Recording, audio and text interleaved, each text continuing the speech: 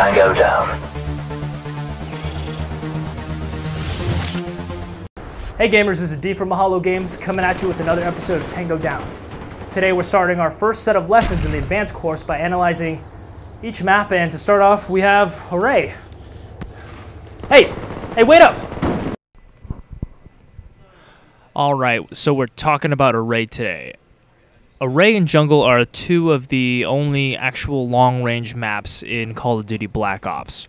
For this reason, I usually will go for a sniper class immediately on any time I play Array or Jungle. Just because every other map I usually am very aggressive and I usually go for more of a close quarter combat style of gameplay. But when I get a chance, I will go for my sniper class because I do love my L96A1. When you spawn on the side of the map I just spawned at, the tower is the closest thing you should probably work towards if you have a sniper class. If you're not using a sniper class, avoid the tower at all costs.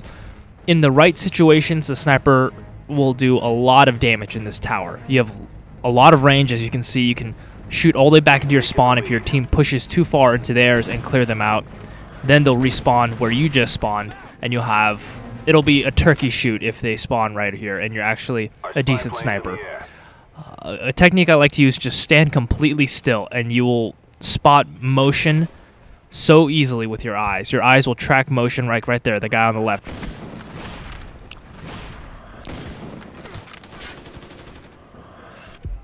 Your eye will naturally track motion, so whenever I'm sniping on this map, or pretty much any map, there'll be times where I just stand completely still and do not move my gun or don't look anywhere. Just let your peripheral kind of fade out, and then you can get a general look at the entire map, and your eyes will notice the slightest movement. This is something you should practice if you're going to be a sniper. This is the other spawn, the opposite of the map from where I spawned in the very beginning of the game. It's not very powerful. I would think the best part of this whole map is this little constructed area right here. Has a lot of windows, a lot of escape routes, which is nice. You can cover your ground pretty well. When you're a sniper, it's difficult because all the time you spend looking down your scope, you can't be looking at your minimap, which is the weakest part of the sniper, in my opinion. But if you manipulate yourself around these walls correctly and you have a spy plane or an SR-71, you can do a lot of damage. I would not recommend staying here for long, though. There's a reason why there's a lot of escape routes for this area, because it's kind of a death trap.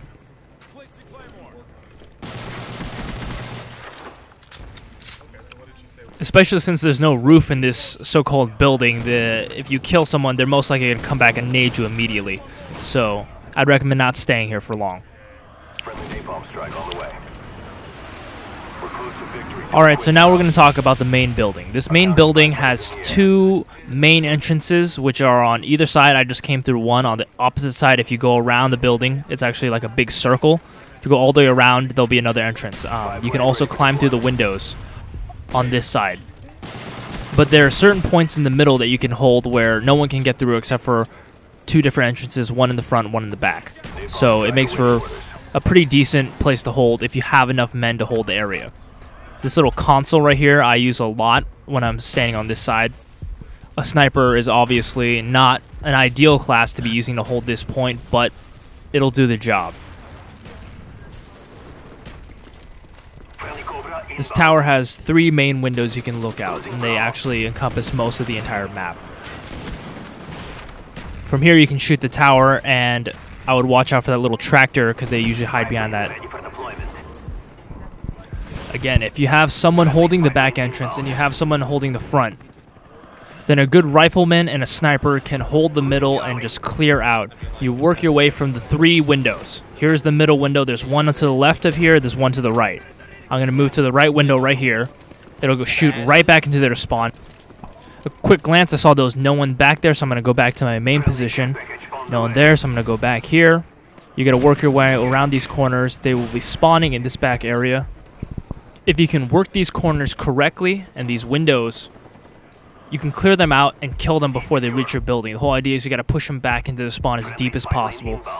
They're going to try to push through the building and go through to the underneath path, but You have to try to kill them before they reach there. If they do, you're going to have to deal with some close quarter combat. And if you're a sniper like me in this point of view, you really can't afford that kind of battle. My team pushed too far into their spawn, so now they're spawning on the opposite side, so I have to go and reinforce this entrance right here. The whole idea is you need to adapt to where they're going to spawn. They're not going to stay in the same spot, so you have to keep aware of that. This little dark area right here is really nice for shooting straight at the tower, but I would not stay there. After a kill or two, I would move positions. As you just saw, I picked up someone's multi-attachment M16, which is great since I never use Warlord. So if you have a multi-attachment gun and you have Scavenger, you are going to be a killing machine. So I try to pick them up whenever I see them. Especially a beauty like this, the reflex sight and silencer, it's totally my type of weapon. I really like this position right here because these rocks give me really nice cover when I'm taking A, or even on a team deathmatch mode, it's really nice cover for when they spawn back there near the tractors. As you see, they keep spawning and they're going to keep coming through. This rock right here gives you really nice cover. You can just move in and out of if you're trying to protect the tower, which is great because if you have a sniper, they can watch over for you. This spot right here is really nice for a domination match. At the very beginning, I would run to this point if you start on this side of the map. If you start on the C side of the map, you can watch B and snipe anyone who tries to take it.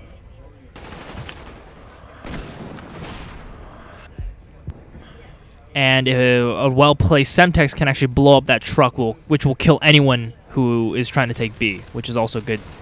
Nice little touch. Now on the opposite side, if you're starting on the other side of the map and you're trying to work and take B, this barrel right here is a nice way to hold. Gives you good cover, especially if you're crouching.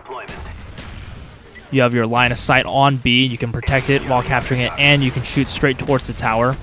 And this tractor, they always love to be around this little tractor. If you're starting on this side, or C side if you're playing domination, this truck right here is really nice. Gives good cover, except for the problem is usually everyone's crowded around it and one grenade can take you guys out. I would recommend blowing up the truck before you take cover behind it, because one noob tube or a grenade will kill everyone around you. The thing is, a lot of people have a problem with looking one way and not checking their rear, because they will be flanked, like these guys are getting flanked right now. Luckily, they have me on their team, and I am trying to fend them off as best I can. But as you can see on my minimap, they're still just looking down the same way as they always are. On the opposite side of things, this is the other side of the map, looking at the same area. See, there's that truck right there they were hiding behind. They put this big tractor here to be the equivalent of that truck. I actually enjoy this one more because it is better quality in terms of cover. It cannot be blown up, so you can save your Semtex, and the little tracks on the tires, you can actually just walk straight up, which is nice because you don't have to look. You won't have to go out of ADS, and you can actually just walk straight up like that.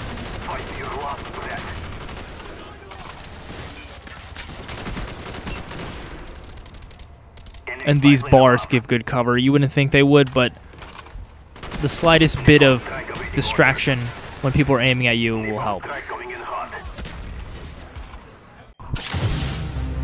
Alright, and that's it for our lesson on array.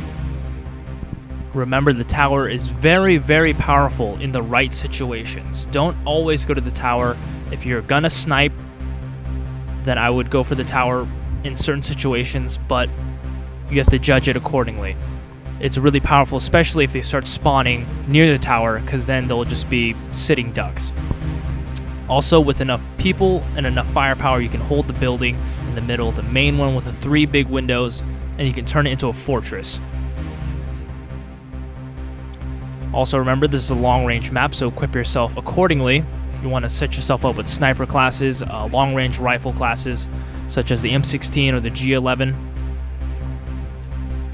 Accuracy will be key in this sort of engagements that you're going to find on this map, so remember to equip yourselves accordingly. And that's it for our lesson today. Thanks for watching, guys. This is D from Mahalo Games signing off.